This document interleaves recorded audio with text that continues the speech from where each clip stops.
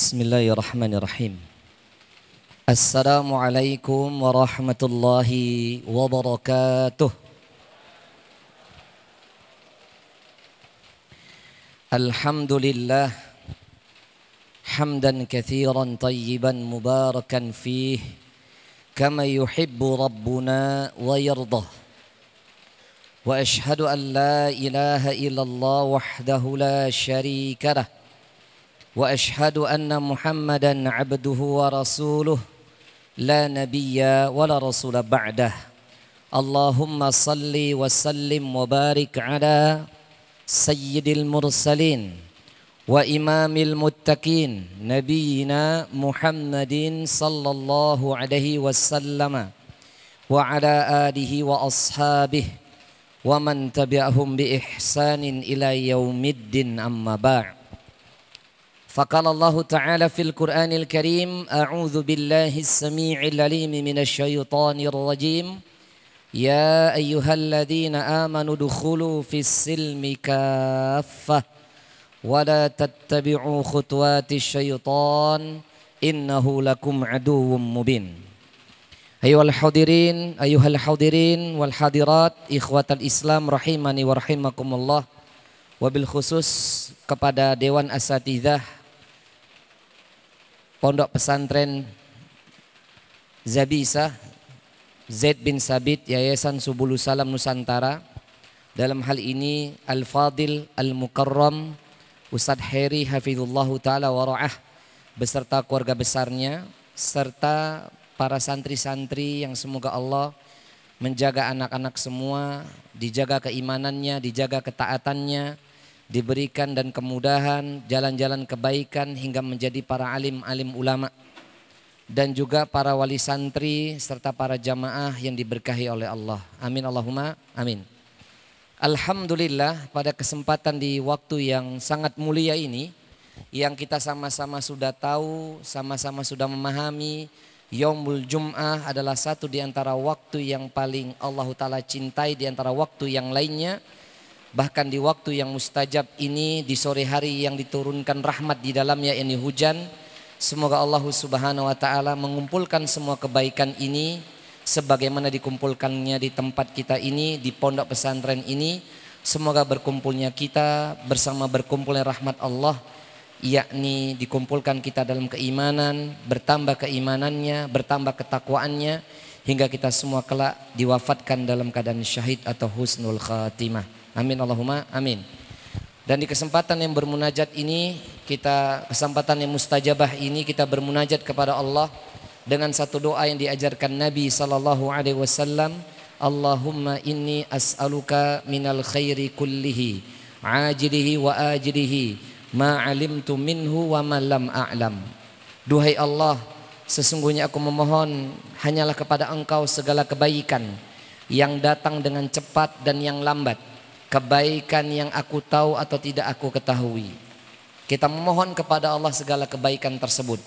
Wa a'udzubika au na'udzubika minasyarri kullihi ajilihi wa ajilihi ma'alimna minhu wa ma lam na'lam.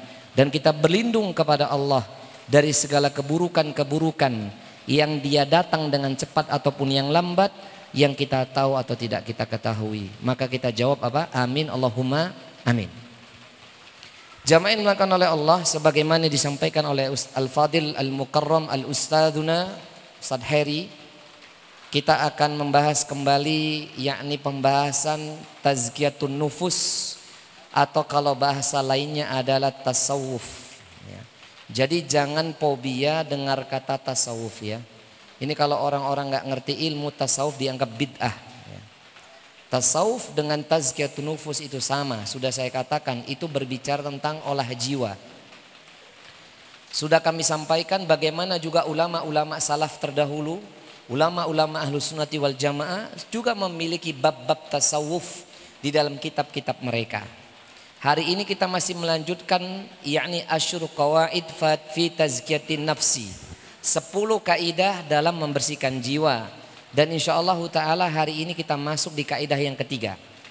Semoga Bapak Ibu yang hadir pada kesempatan ini dan yang berada di rumah ditolong oleh Allah untuk bisa memahami ilmu ini Semoga mudah faham, menjadi ziyadatul iman, tambahan keimanan, wa ziyadatul ta'ah, bertambah ketaatannya, dan semoga setelahnya dibukakan pintu-pintu kebaikan yang banyak. Amin Allahumma amin. Baik, kita masuk jamaah setelah kaidah yang kedua di pertemuan bulan lalu. Kita telah membahas kunci kedua atau kaidah kedua kemarin adalah berdoa. Betul apa tidak? Yang panjenengan lupa itu loh. Yang nyatat aja lupa, apalagi yang tidak nyatat. Dan apalagi yang tidak datang. Yang datang duduk baca doa bismika Allahumma.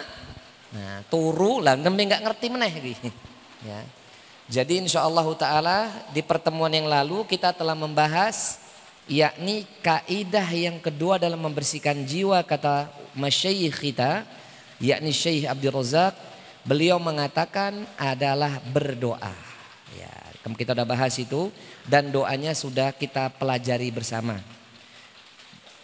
Dan kemudian juga saya sudah sampaikan seorang mukmin yang bertakwa, apalagi derajatnya sudah menjadi waliullah, sudah menjadi kekasih Allah, kebutuhan mereka, dan semoga kita sampai di makom itu nggih. Amin Allahumma amin. Kalau kita sudah sampai di makom waliullah, kekasih Allah, kebutuhan kita terhadap doa itu melebihi kebutuhan kita dibandingkan dunia beserta isinya. Tapi kalau hari ini rata-rata kita kan kebutuhan doanya dengan kebutuhan dunia lebih banyak kebutuhan dunianya dibandingkan doa itu sendiri. Leres nopo boten? Ya, leres nopo boten? Ya, saya ngaku semoga diampuni dosa-dosa nih, diangkat derajate. Saya ngorang ngaku tak doain dapat hidayah. Kita betul ini kenyataan wakil ini. Kenyataannya memang kebutuhan dunia kita melebihi daripada kebutuhan kita terhadap doa. Bahkan ini agak ekstrim ya, tapi jangan ditiru. Bukan berarti ungkapan ini disalah maknain. Contoh ya, sekelas ini maaf ya.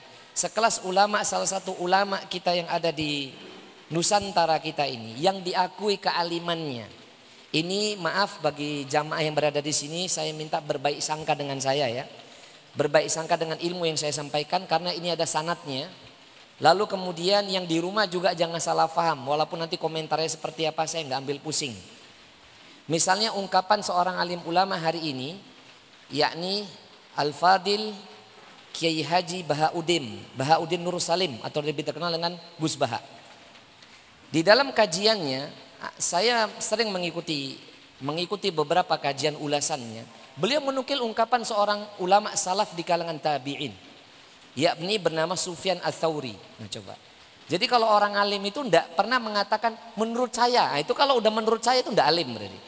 Seorang guru kalau menandai ngalim itu kalau nggak sebut siapa gurunya, siapa ulamanya, apa kitabnya. Ya, kalau saya perhatikan sekelas beliau ini jarang mengungkap menurut saya tidak ada. Jadi kitabnya disebut, ulamanya disebut. Beliau menukil perkataan Sufyan Ats-Tsauri. Jadi disampaikan oleh Sufyan Ats-Tsauri dan murid-muridnya, beliau termasuk orang yang paling sedikit beristighfar. Paling sedikit beristighfar secara zahir. Kenapa beliau demikian? Karena ternyata kalau orang alim itu caranya ingin mendapatkan doa dan berdoa itu dengan cara yang tidak biasa. Kenapa orang-orang alim atau tingkatan waliullah itu berdoanya beda dengan kita? Karena mereka lebih memilih apabila mereka berdoa tapi yang mendoakan adalah para malaikat. Kira-kira kalau malaikat yang mendoakan kita makbul enggak? Saya mau tanya, kalau malaikat yang mendoakan kita makbul enggak? Makbul. Tapi kalau kita yang berdoa burung tentu. Betul apa tidak? Tapi tetap terus berdoa. Karena kita ini kotor. Apalagi kalau nyun sewu, rajin sholat tapi masih durhaka sama orang tua. Itu doanya gak makbul itu. Durhaka sama mertua, doanya gak makbul. Ya, gosop, tahu gosop ya? Nah, minjem barang saudaranya, saudara tanpa izin. Nah, itu doanya gak makbul itu. Nah, makanya di pondok ini harusnya disampaikan. Nah, tuh sambil lihat di sendal temennya itu. Nah. Ini Ustadz kalau di pondok Ustadz saya sampaikan, sudah masing-masing anak-anak menghalalkan sendalnya kalau dipinjem saudaranya. Tapi dikembalikan. Karena kalau ini misalnya tidak dihalalkan, setiap hari gosok, wajar doanya nggak makbul karena menggunakan barang haram.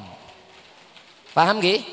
Kita udah bahas kemarin sampai ada satu hadis Nabi Sallallahu Alaihi Wasallam yang berada dalam kitab hadis Arba'in Nawawiyah.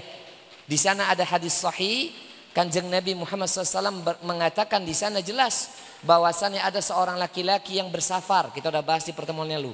Bersafar begitu lama. Compang-camping pakaiannya penuh tubuhnya, penuh debu tubuhnya. Lalu dia senantiasa menengadahkan tangannya ke atas langit seraya berkata, ya Rabbi, ya Rabbi. Lalu apa kata Nabi? Wa mad'amuhu haramun, makanannya dari yang haram. Wa mashrabuhu haramun, minumannya dari yang haram. Wa malbasahu haramun, pakaiannya dari yang haram. Wa ghudhiya bil haram, dan diperoleh ke semua itu dari yang haram. Lalu bagaimana mungkin doanya akan dikabulkan sama Allah? Ini jadi dalil apa?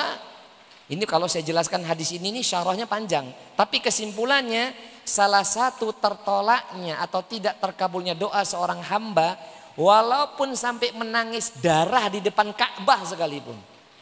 Mau dia tuh multazam, di multazam nangis-nangis. Mau dia sholat dalam hijr Ismail sekalipun. Kalau masih ada harta haram dalam tubuhnya, la yakbal atau la yakbalu, tidak akan diterima oleh Allah doanya. Makanya hati-hati. Ini buat para santri, nanti kalau Ustadz boleh kasih sedikit nasihat, kalau menggunakan barang temannya kudu izin. Nah, itu ya Nang ya, paham ya? Nah, atau nanti sampaikan Ustadznya, Ustadz sampaikan pengumuman, biar ini saling memakai, yakni minimal apa? Sandal itu boleh. Kalau enggak nanti tiap hari gosop itu. Nek gosop doanya enggak makbul karena menggunakan barang yang halal atau yang haram. Apa meneh jatah ayam saudaranya dicikuk, dipangan. Nah, wassalam itu. Ini menjadi penyebab kenapa hafal Quran angel, karena kakean makan barang haram. Semoga tidak ada di sini dan anak-anak keturunan kita. Amin Allahumma amin. Lah, keberkaitan dengan hadis ini, kenapa Sufyan Ats-Tsauri jarang beristighfar? Jarang berdoa menurut para ulama karena Sufyan Ats-Tsauri ini rahimahullahu taala kesehariannya berada dalam majelis ilmu. Kalau dalam majelis ilmu yang mendoakan kita siapa? Malaikat. Apa kata Nabi SAW? Allahumma gfir lahu. Malaikat itu akan mengatakan, ya Allah ampunilah si fulan. Allahumma arhamhu. Berilah rahmat kepada si fulan. Bahkan kata Nabi SAW, nama-nama kita di tik ini disebut-sebut di langit Allah, di hadapannya. Jadi yang lagi ngantuk, sing turu, saat ini disebut nih di hadapan Allah. Ya Allah, si fulan lagi ngaji sambil ngantuk, ya Allah. Disebut sekarang. Nah, malu lah wis. Lagi turu ya Allah, ini disebut ini. Ya. Lagi mangan ya Allah, nah, nggak apa-apa kalau lagi mangan disebut. Lagi balas WA, ya disebut kabeh. Ya. Kalau saya digituin enggak apa-apa, apa meneh turu kabeh, tak tinggal mulai. Ya. Tapi ini kan kita malu kalian Gusti Allah. Loh, sampai ada yang jatuh gelasnya barang gini. Nah itu, paham ini jamaah? Udah nengok sini aja, enggak usah nengok sana. Paham gak? Ini makanya kalau kita ngaji, ini majelis ilmu yang menyaksikan para malaikat. Disebut-sebut nama kita di hadapan Allah. Wajar, kembali lagi, wajar Sufyan Ats-Tsauri, salah seorang ulama di kalangan tabi'in rahimahullahu ta'ala. Beliau termasuk pribadi yang jarang beristighfar, jarang meminta kepada Allah. Karena kesehariannya berada dalam majelis ilmu. Maka anak-anak, santri-santri di sini Masya Allah, barakallahu fikum. Antum ini, Anda semua ini berada di pondok pesantren, 24 jam berada dalam ilmu. Berarti setiap hari didoakan malaikat. Semoga makbul. Amin Allahumma amin. Tetapi abi-abi antum, ayah ibu antum nengok mau urung tentu. Belum tentu. Ngaji aja rodok keset sithik. Apa meneh warungnya sepi, tambah nggak datang ngaji. Bu, Pak masih di sini? Nek warungnya sepi jarang ngaji, warungnya rame tambah ndak ngaji. Naudzubillah summa naudzubillah min dzalik. Ya. Jadi memang kalau mau doa kita kabul, istighfar kita ini diterima dan kemudian insyaallah taala kita termasuk orang yang mau dibersihkan hatinya, maka salah satu caranya tirulah sanadnya Sufyan Ats-Tsauri rahimahullahu taala. selalu hadir dalam majelis ilmu, contoh santri-santri. Semoga hati kita bersih. Amin Allahumma amin. Baik, itu pertemuan yang lalu. Hari ini waktu saya tinggal setengah jam. Ini maghribnya kan mundur nggih, sampai jam 6 kurang ya. Insya Allah ta'ala setengah jam kita akan bahas al-qaidatus salisah. Kaidah yang ketiga atau tips yang ketiga dalam membersihkan jiwa. Sebelum saya lanjutkan, saya mau tanya kalian panjenengan. Jangankan sebulan yang lalu sampai hari ini. Jangan juga mungkin seminggu yang lalu dengan minggu ini. Kira-kira dalam waktu satu hari ini dari pagi sampai sore hari ini, terasa nggak sih atau merasa nggak sih hati kita ini dalam kondisi seperti apa? Panjenengan nggak ada waktu untuk menilai hati jamaah. Paham nggak maksud saya? Ada nggak di antara jenengan tuh yang deteksi dirinya? Kira-kira hari ini kondisi jiwa saya kotor apa tidak? Ada yang mendeteksi enggak? Nggak usah jauh-jauh sebulan lalu kelamaan gitu. Tadi hari ini aja lah, dari ba'da subuh sampai sore hari ini. Masa nggak ada di antara kita yang perhatian dengan jiwanya? Rata-rata kita kan memperhatikan penampilannya. Nanti saya pergi pakai baju apa ya? Apalagi emak-emak, bingung itu. Kakean jilbabe itu, kakean jubai, ruang fitting bajunya aja 3 meter kali 3 meter itu bu. Ya bingung. Ya, nek santri kan sarungnya pironang. 2 tok sarungnya. Ya, tapi dicuci boten. Cuci enggak? Jangan sampai ambunya perengus loh ya. Lanjut ya. Pokoknya kalau udah baunya enggak enak segera cuci. Semoga nanti diganti Allah dengan lebih baik. Amin Allahumma amin. Tapi kalau dicuci ojo dijikok koncone. Bahaya ini. Ya saya ulangin. Kalau orang yang bertakwa itu harusnya dalam seharinya aja sudah deteksi itu kondisi jiwanya. Ya Allah kira-kira hati saya kondisi hari ini gimana ya? Lagi futur enggak ya? Kondisinya lagi gimana ya? Nambah enggak nih keimanannya enggak ya? Kira-kira lagi lost doll enggak ya? Jiwanya lost doll napa boten nggih? Lost doll ini apa? Futurnya parah. Sampai enggak bisa merasakan, sampai enggak bisa deteksi jiwa saya ini kondisinya seperti apa. Ini kalau kita nggak bisa menilai jiwa kita seperti apa kondisinya, itu berarti futurnya kebangetan. Saya merasa nyaman kok Ustadz, saya ngaji terus, pokoknya kondisi saya itu paling bagus. Lah justru kalau kondisinya seperti itu futur tenanan itu. Tak kandani nggih. Saya ulangin nggih. Jadi kalau kondisi jiwa merasa jiwa saya hari ini paling mantep Pak Ustadz. Paling jos, justru ini futur tenanan ya iki. Kenapa? Karena dia takjub sama dirinya sendiri seperti iblis.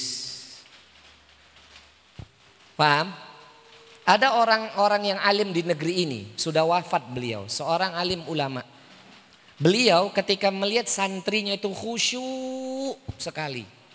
Dalam waktu sepekan khusyuk banget, malah dinasihati. Aneh nih kalau sudah orang alim itu tingkatannya itu kan kalau ngelihat santri muridnya kan beda. Kalau khusyuk banget malah ditegur. Ora usah terlalu khusyuk biasa aja. Loh kenapa? Ya Syekh, kenapa saya harus nggak boleh khusyuk banget?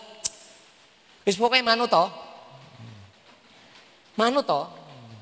Bingung dia sampai suatu hari ketemu jawabannya. Kalau seorang hamba selalu terasa khusyuk banget dalam ibadahnya, sholat malamnya kenceng terus sepekan begitu, itu nanti muncul penyakit aku lebih baik dari orang lain. Nanti kalau bangun sholat malam itu bukan langsung ambil air wudhu atau kalau sudah ambil wudhu nggak langsung menyegerakan itu yakni gelar sajadah, tapi yang dilakukan buka jendela kamar dulu, deloi tetangga nih. Sambil geleng-geleng bergumam dalam hati. Jam segini masih turu kabeh. Ora ono sing tangi qiyamul lail. Enggak koyo aku gitu. Nah. Ini sefutur-futurnya hati. Karena niru siapa? Iblis. Enggak percaya? Buka surat Shad. Ketika Allah katakan, "Kenapa kamu itu enggak mau sujud kepada apa yang kuciptakan dengan tanganku?" Apakah kamu lebih baik, merasa lebih sombong, lebih tinggi dibandingkan dia? Apa jawaban iblis? Ana khairum minhu. Aku lebih baik daripada dirinya ya Rabb. Nah. Tapi kalau jiwa merasa ya Allah, sudah sekian ibadah yang saya kerjakan hari ini, kok hati saya masih butuh. Kok hati saya ini masih butuh dinasihati. Hati saya kok masih gersang ya Allah. Hati saya ini kok masih liar ya Allah. Hati saya ini masih butuh zikrullah ya Allah. Ini baru hati yang menuju kepada hati yang bersih. Tapi ketika ndak iso ngerasakan apapun. Nah ini tadi futur level kedua. Kalau tadi level pertama level iblis ya toh. Level kedua apa? Tidak bisa merasakan kualitas imannya, kualitas hatinya seperti apa. Ini musibah. Semoga tidak ada di sini ya. Amin Allahumma. Amin. Taib. Maka yang ketiga kata Syekh adalah Al-Quranul Karimu. Al-Quranul Karim manba'u tazkiyati wa ma'inuha. Kaidah yang ketiga adalah Al-Quranul Karim merupakan sumber pembersih jiwa dan penolongnya. Jadi kiat yang ketiga dalam membersihkan jiwa adalah Al-Quranul Karim merupakan sumber pembersih jiwa dan penolongnya. Nah ini kan harus dibahas. Ustadz, apakah yang dimaksud Al-Quran itu kita baca saja atau bagaimana Ustadz? Nah ini mau kita bahas. Jadi sumber ketiga apa?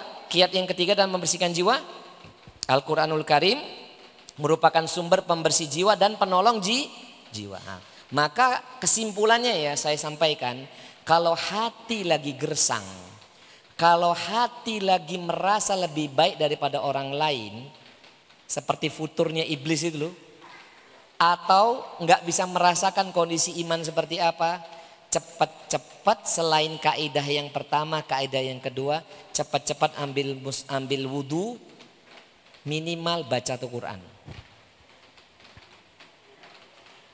Ya, nah, dalil utamanya mana Ustadz? Dalil utamanya nih kalau saya di kitab ini nggak dijelaskan surah apa keberapa, tapi seingat saya ini adalah surah Al-Ahzab ayat 21. Coba dicek, mana tahu saya ini salah. Ini adalah dalil yang dinukil oleh Syekh rahimahullahu taala, hafizullahu taala tentang Al-Quran merupakan sumber pembersih jiwa dan penolongnya.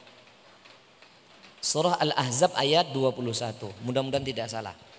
Wa qala ta'ala laqad manna Allahu 'alal mu'minina idh ba'atha fihim rasulan min anfusihim yatlu 'alaihim ayatihi wa yuzakkihim wa yu'allimuhumul kitaba wal hikmah. Coba dicek, betul apa tidak? Al-Ahzab ayat 21. Apa kata Allah? Laqad mannallahu 'alal mu'minina. Lamnya lam taukid, qadnya qad taukid. Berarti ada dua kalimat penekanan. Benar-benar sungguh atau sesungguhnya sangat benar-benar sungguh Allah telah mengaruniakan, telah memberikan karunia kepada orang mukmin. Apa karunia yang Allah telah berikan kepada orang mukmin? Jamaah masih di sini? Kalau saya nangkap sinyal-sinyal sudah redup ini, ngantuk, ngeleh, podo. Ya Allah. Semangat ya. Nanti kalau udah selesai ngaji, minta sama Allah biar makan bakso. Jenengan bayar masing-masing, Ustadz mulai bayar. Ya. Ini Ustadz Heri, jangan saya disediakan bakso, jangan. Jangan, ini malah bakso. Jangan. Nanti langsung ke tempat depan aja. Guyon ya. Betul nggak Al-Ahzab 21? Udah dicek? Benar? Bukan? Ali Imran ayat berapa? 164. Ali Imran 164. Ya, wa qala ta'ala laqad mannallahu 'alal mu'minina. Dan ini soalnya di kitab saya, di kitab Gundul ini tidak diterakan surat apa ayat berapa. Ya. Nyun sewu kalau salah menyebutkan surat dan ayatnya. Laqad mannallahu 'alal mu'minina, dan benar-benar sungguh atau sesungguhnya Allah telah mengaruniakan bagi orang mukminin. Bagi orang-orang mukmin apa itu? Idz ba'atsa fihim rasulan, ketika Allah mengutus para rasul min anfusihim, dari golongan mereka sendiri. Berarti apa yang pertama? Karunia terbesar orang mukmin itu adalah Rasulullah. Jadi tidak ada karunia yang melebihi diutusnya baginda Nabi Muhammad sallallahu alaihi wasallam. Jadi kalau ada orang di antara kita rajin ibadah, rajin macam-macam mengatakan, "Ya Allah, Allah memberikan karunia terbesar dalam kehidupan saya." Ya ini apa karunia besarmu? Pasangan yang solih. Salah. Pasangan yang soliha. Salah. Saya dikaruniai anak-anak santri yang Masya Allah, hafid Quran, alim-alim. Itu karunia terbesar dalam kehidupan saya. Salah. Tidak ada karunia yang paling besar dan paling utama yang diberikan Allah kepada orang mukmin melebihi Allah mengutus Nabi Muhammad sallallahu alaihi wasallam. Makanya ini pemahamannya harus digeser. Jadi kalau ada di antara kita yang memahami pondok pesantren karunia terbesar, santri-santri karunia terbesar, anak-anak hafid Quran karunia terbesar, tidak. Karunia terbesar adalah Allah mengutus mengutus Rasulullah Muhammad sallallahu alaihi wasallam. Faham sampai di sini? Sambil saya cek nih, benar enggak ini? Ya, surah Ali Imran 164, benar. Lalu kemudian Allah Ta'ala mengatakan, ketika Allah mengutus Rasul, karunia terbesar yang kedua apa? Yatslu alaihim ayatihi. Yang mana Rasulullah Muhammad SAW yatslu alaihim membacakan atas mereka, yakni kita apa? Ayatihi, tanda-tanda kebesarannya. Masih di sini?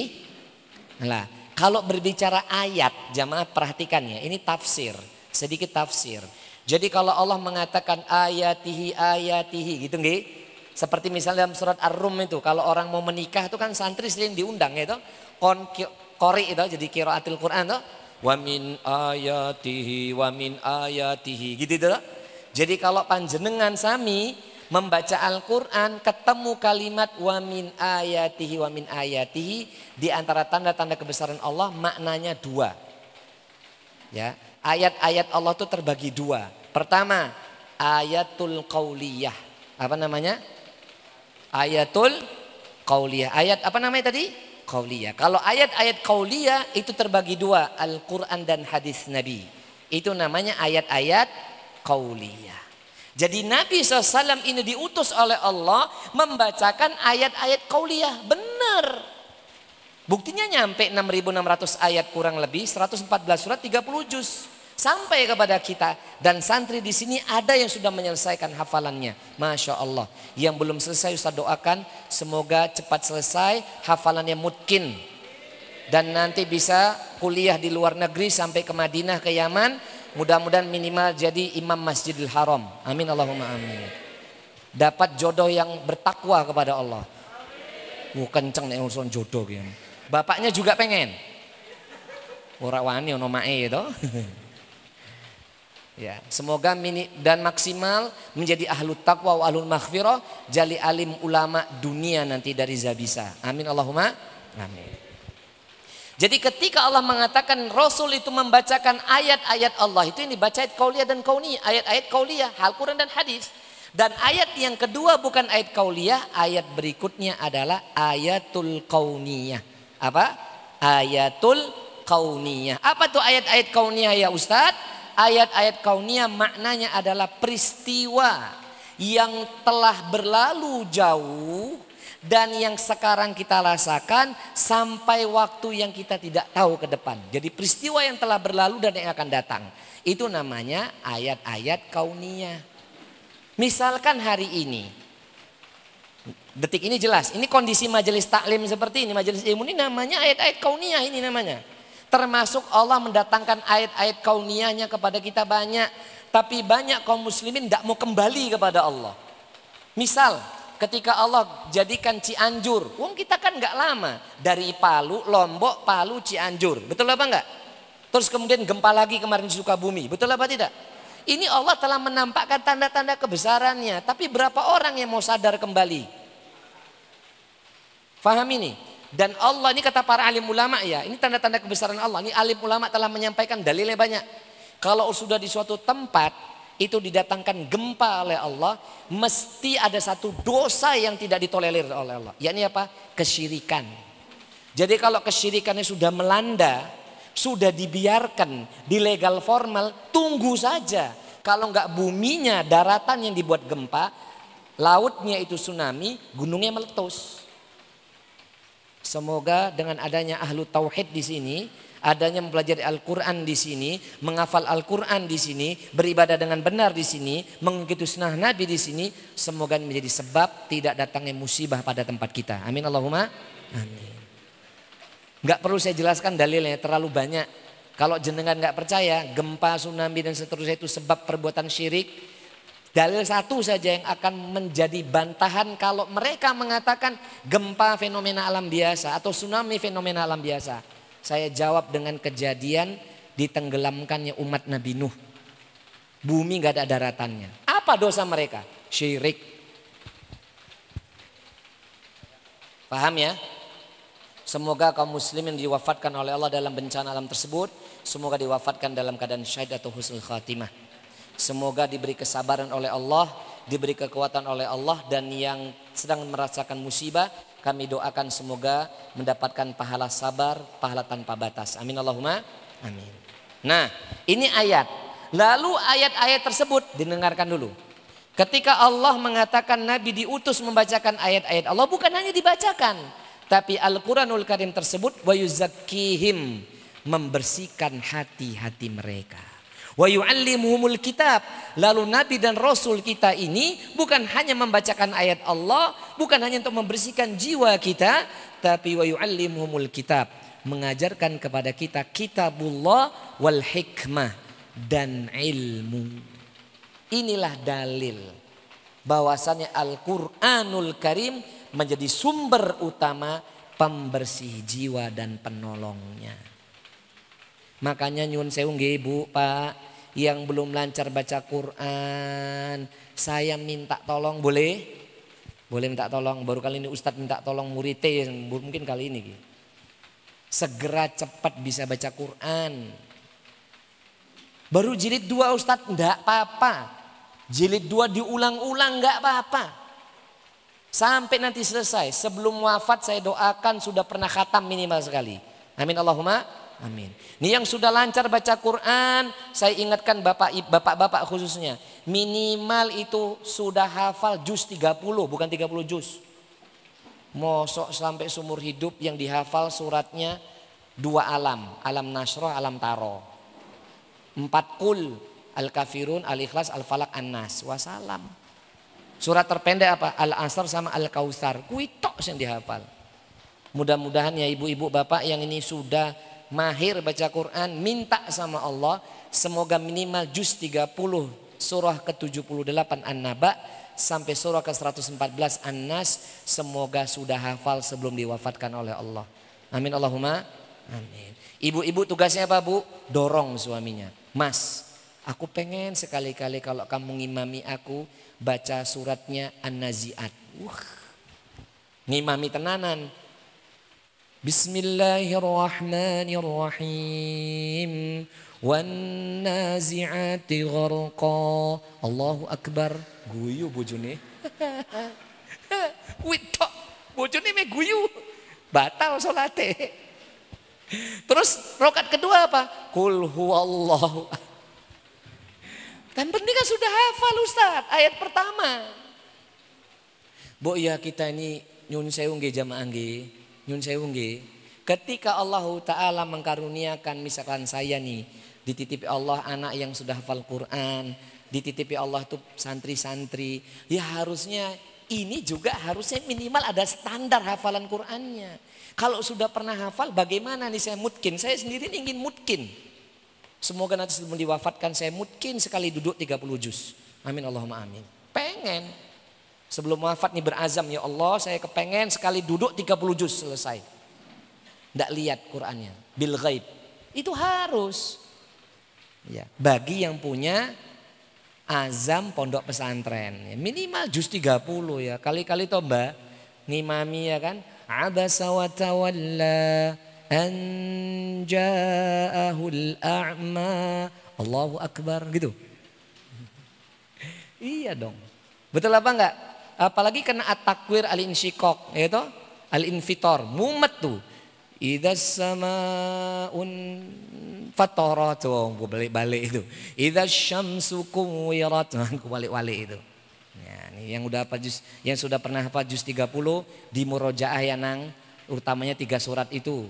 At-Takwir, Al-Infitor, Al-Insyiqaq. Bolak-balik enggak niku?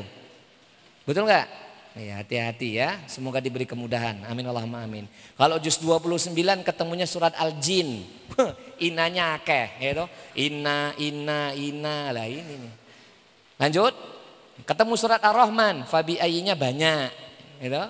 Ketemu surat Al-Waqiah. Wis ngono kuwi, semoga diberi kemudahan Allah taala. Amin Allahumma amin. Tapi kalau ketemu lagu koplo lancar. Campur saru, nggak perlu dihafal Ustaz, di luar kepala. Tidur aja ngelintok, apa namanya ini? Murojaahnya lancar banget itu. Ya, subhanallah, semoga anak-anak kita dijaga sama Allah taala. Amin Allahumma amin ya.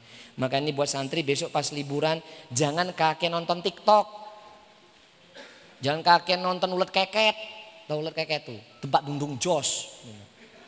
Hafalanmu hilang nang, jangan enangnya. Mending antum itu main sepak bola, main layangan, main nengkali, main sepeda lebih selamat daripada setan gepeng kayak gini ya. Hati-hati ya. Pak, kalau anaknya jatuh dalam ini yang ditanyai besok siapa Pak? Bu, siapa yang ditanya ibu? Diamul akhir siapa yang ditanyain? Jenengan apa anaknya? Jenengan. Hati-hati nggih, hati-hati.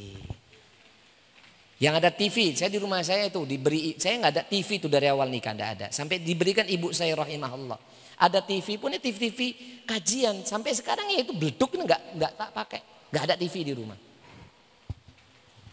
Paham ya? Apalagi sekarang katanya susah. Nah, ini juga nanti ini kalau pas liburan kapan nang liburan? Nah nanti ada sepak bola nih Piala Dunia, wassalam, ya toh. Nah ini Ustadz ingatkan bapaknya nonton kene sama bapak sambil minum kopi podo wae.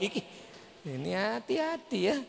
Ya, paham ya? Bukan dilarang, tapi kalau Qur'annya jauh, nggak megang Qur'an, malah nonton sepak bola tok. Kira-kira hatinya makin kotor atau makin bersih? Hafalannya terjaga apa tidak? Ya, semoga diberi kemudahan oleh Allah. Amin Allahumma amin. Bapak-bapak yang punya azam nanti kalau anaknya pulang, nanti tak ajak nonton sepak bola bareng, istighfar nggih Pak. Istighfar. Jangan dilakukan. Kalau anaknya ngumpet-ngumpet, kita berserah diri kepada Allah. Lanjut. Kemudian di sini ada masyayikh kita menukil perkataan seorang sahabat bernama Abdullah ibnu Abbas radhiyallahu taala anhuma. Di sini Ibnu Abbas radhiyallahu taala anhuma adalah salah satu sahabat di kalangan adalah salah satu ulama di kalangan sahabat, dan saya sudah sampaikan beliaulah satu-satunya ulama ahli tafsir di kalangan sahabat. Jadi ulama ahli tafsir sampai hari ini merujuk tafsir Quran dan hadis itu kepada Ibnu Abbas. Saya ulangin ini bocoran, jangan kasih tahu siapa-siapa. Ya.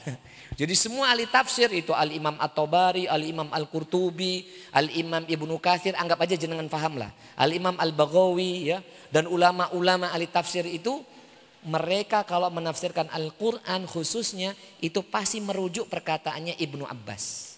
Lah Ibnu Abbas berkata, radhiyallahu ta'ala anhuma berkata, "Dhaminallahu liman ittaba'al Qur'ana alla yadhillu fid dunya wala yashqa fil akhirah." Kata Ibnu Abbas, Allah telah menjamin bagi siapa saja yang ittiba kepada Al-Qur'an. Nah, makna ittiba apa di sini?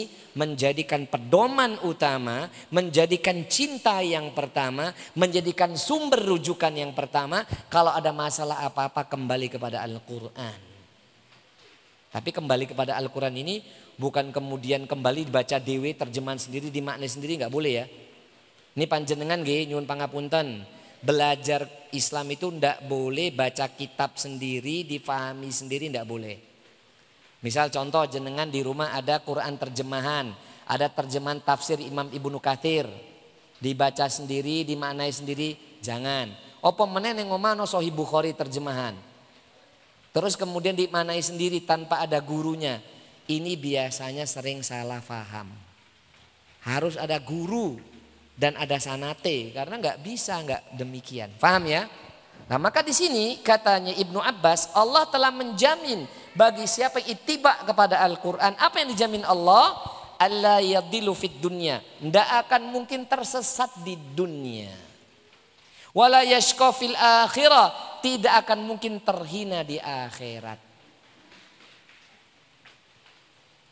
Jadi kalau Allah telah menjamin, lah sekarang siapa di antara kita setelah Rasulullah lalu kemudian Ibnu Abbas yang mengetahui fadilah utama Al-Quran dan hadis?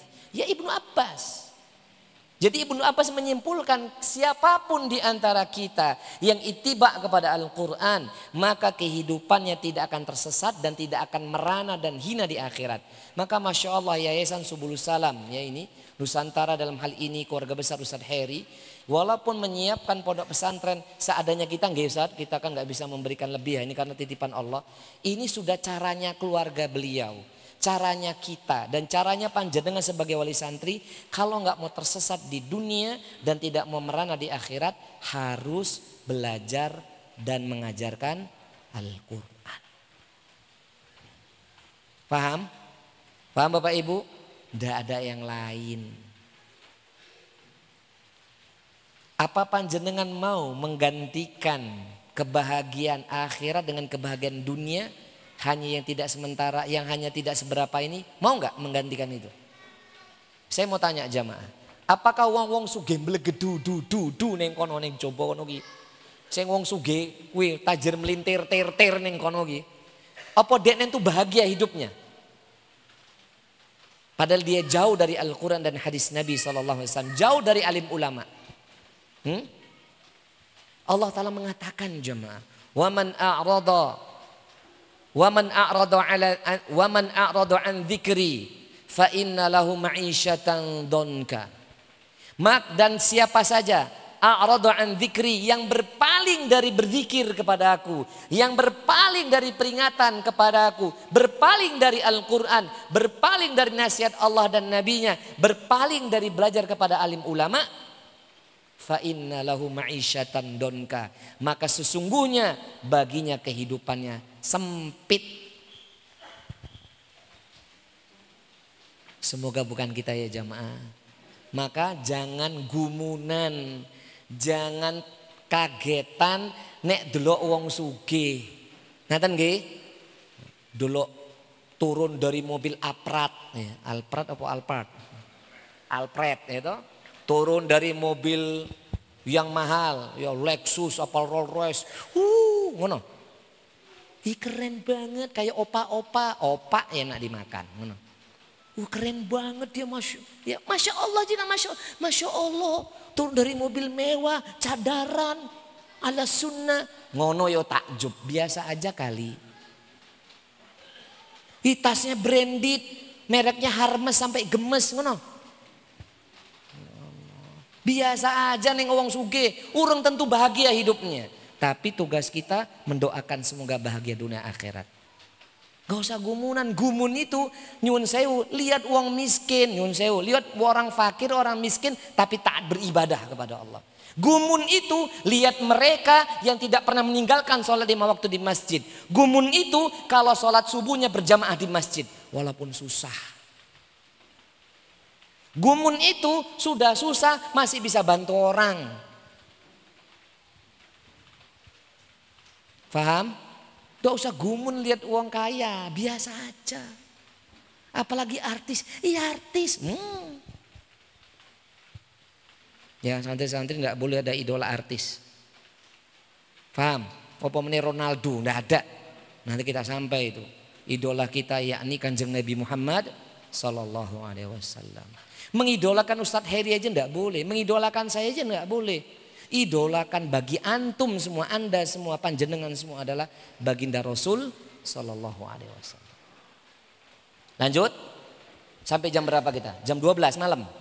Mendower aku, jenengan turu aku ngomong terus. Lanjut, lanjut. Apa turu nih sing lanjut nopo pripun? Lalu jamaah yang dimuliakan oleh Allah, ketika Ibnu Abbas mengatakan demikian, bukan tanpa dalil beliau mengatakan itu jamaah. Beliau mengatakan itu berdasarkan surat Toha ayat 123. Jadi ungkapan Ibnu Abbas, kalau kita ini ittiba kepada Al-Quran, belajar Al-Quran, belajar di sini belajar membacanya, ngaten nggih? Sudah belajar baca, kemudian belajar menghafalnya. Kalau sudah hafal, belajar maknane. Lah ini kita kan belajar maknane nih, tafsir. Setelah belajar tafsirnya, coba diamalkan. Setelah diamalkan, istiqomah di dalamnya. Setelah istiqomah berusaha di sana, baru ajak orang. Paham? Wes tingkatannya belajar Quran dulu. Belajar ikut pengajian dulu. Lah apa kata Allah dalam surat Toha ayat 123? Toha itu surah ke-20 seingat saya. Ayat 123. Wa qala ta'ala, sama ini. Famanittaba'a hudaya fala yadhillu wala yashqa. Maka barang siapa yang mengikuti ittiba kepada hudai. Hudai di sini adalah petunjuk, yakni Al-Quran. Barang siapa yang ikut kepada Al-Quran, maka tak akan tersesat selama-lamanya dan tidak akan celaka, binasa atau hina kehidupan akhiratnya. Lanjut. Lanjut. Jamaah masih di sini? Berani nggak kita sekali-kali dalam sehari semalam hidup tanpa megang handphone? Berani? Kalau santri jelas berani. Bapak-bapak berani nggak handphonenya diletak neng omah, matiin semua, les. Dagangan saya gimana Ustadz? Matiin. Coba sehari aja bersama Al-Quran. Berani terima tantangan ini? Beneran. Nah, buat Ustadz, pas mau baca Quran, mushaf Qurannya sebelah kanan, handphonenya sebelah kiri, udah memegang mushaf, masuk, ting, titit, WA. Akhirnya yang dipegang yang mana? Jujur, masya Allah, yang jujur semoga diangkat derajatnya, diampuni dosa-dosanya, diberi keberkahan hidupnya. Saya ngorak ngaku tak doain dapat hidayah. Betul apa enggak ini? Ini mushaf, ini handphone. Padahal sudah di silent, lampunya hidup-hidup, getar-getar, gerak. Ya dipegang yang mana? Godaan tenan iki. Alladzi yuwaswisu fi sudurin nas. Ya Allah, tolonglah kami ya Allah. Amin Allahumma. Amin. Lanjut. Berani sehari tidak bersama handphone? Nah. Berani? Kasih dulu status atau beri dulu itu informasi. Mulai besok handphone tidak aktif. Cret. Taruh di laci, dikunci, selesai. Berani? Senyum-senyumnya senyum-senyum malu. Lanjut nggih, Ustadz dagangan saya, Ustadz dagangan. Wong cuman Quran sehari aja kok nggak berani ditinggali handphonenya. Oh santri aja berani ninggalin. Berani nggak? Sekejap aja Ustadz, selebihnya 23 jam bersama handphone mana? Lanjut buatan ini. Ini jam berapa ini? Sudah masuk ya? Sudah maghrib? Wah ini kebablasan saya ini ya. Mungkin ini dulu dalilnya masih banyak. Ini sebenarnya belum selesai jamaah. Masih ada perkataan Al-Imam Ibnu Qayyim dan ulama-ulama Ahlus Sunnah yang lain. Karena waktu kita terbatas, mumpung masih hujan dan belum terdengar azan di masjid, kita akhiri dengan berdoa. Semoga Allah Ta'ala mengampuni segala dosa dan kesalahan kita, mengangkat derajat kita menjadi hamba yang bertakwa, dan semoga para pemimpin bangsa kita yang beriman kepada Allah, Bapak Presiden kita, Bapak Wakil Presiden kita, dan semua para alim ulama, khususnya ulama dan umara, semoga dijauhkan dari balak dan musibah, diberikan hidayah di atas keimanan, diberikan kebaikan dunia dan akhirat, dan itu juga meliputi diri kita, keluarga kita, dan anak keturunan kita. Masing-masing beristighfar terlebih dahulu. Astaghfirullahaladzim. Astaghfirullahaladzim. Astaghfirullahaladzim. Innallahal ghafurur rahim. A'udzu billahi minasyaitonir rajim. Bismillahirrahmanirrahim. Alhamdulillahi rabbil alamin. Hamdan syakirin, hamdan na'imin, hamdan yuwafi ni'mahu wa yukafi'u mazida. Ya Rabbana lakal hamdu kama yanbaghi wa 'azimi sultanik. Allahumma salli wa sallim wa barik ala Muhammad wa ala ali Muhammad. Allahumma ya Allah ya Rahman ya Rahim. Allahumma ya Allah ya Ghafurur Rahim. Bi asma'ikal الحسنى اغفر لنا ذنوبنا ولوالدينا وذرياتنا وتوفنا مع الأبرار اللهم ربنا ظلمنا أنفسنا وإن لم تغفر لنا وترحمنا لنكونن من الخاسرين ربنا اغفر لنا ولإخواننا الذين سبقونا بالإيمان ولا تجعل في قلوبنا غلا للذين آمنوا ربنا إنك رؤوف رحيم اللهم اغفر لنا ولوالدينا وارحمهم كما ربونا صغارا لا إله إلا أنت سبحانك إني كنت من الظالمين ربنا لا تزغ قلوبنا بعد إذ هديتنا وهب لنا من لدنك رحمة إنك أنت الوهاب اللهم اجعلنا من التوابين واجعلنا من المتطهرين اللهم اجعلنا من عبادك المخلصين ومن عبادك الصابرين ومن عبادك المتقين اللهم بارك لنا في رزقنا وبارك لنا في عمرنا وبارك لنا في أهلنا اللهم يسر لنا أمورنا في الدين والدنيا والآخرة اللهم إنا نسألك من الخير كله عاجله وآجله ما علمنا منه وما لم نعلم ونعوذ بك من الشر كله عاجله وآجله ما علمنا منه وما لم نعلم اللهم إنا نسألك الحسن الخاتمة اللهم إنا نسألك الحسن الخاتمة اللهم إنا نسألك الحسن الخاتمة ربنا تقبل دعاءنا ربنا تقبل دعاءنا ربنا تقبل منا إنك أنت السميع العليم وتب علينا إنك أنت التواب الرحيم ربنا آتنا في الدنيا حسنة وفي الآخرة حسنة وقنا عذاب النار وقنا عذاب النار يا عزيز يا غفار يا رب العالمين وصلى الله على نبينا محمد سبحان ربك رب العزة عما يصفون والسلام على المرسلين والحمد لله رب العالمين. Kita akhiri dengan kafaratul majlis. Subhanakallahumma wa bihamdik asyhadu an la ilaha illa anta astaghfiruka wa atubu ilaik. Wal akhir wassalamu alaikum warahmatullahi wabarakatuh.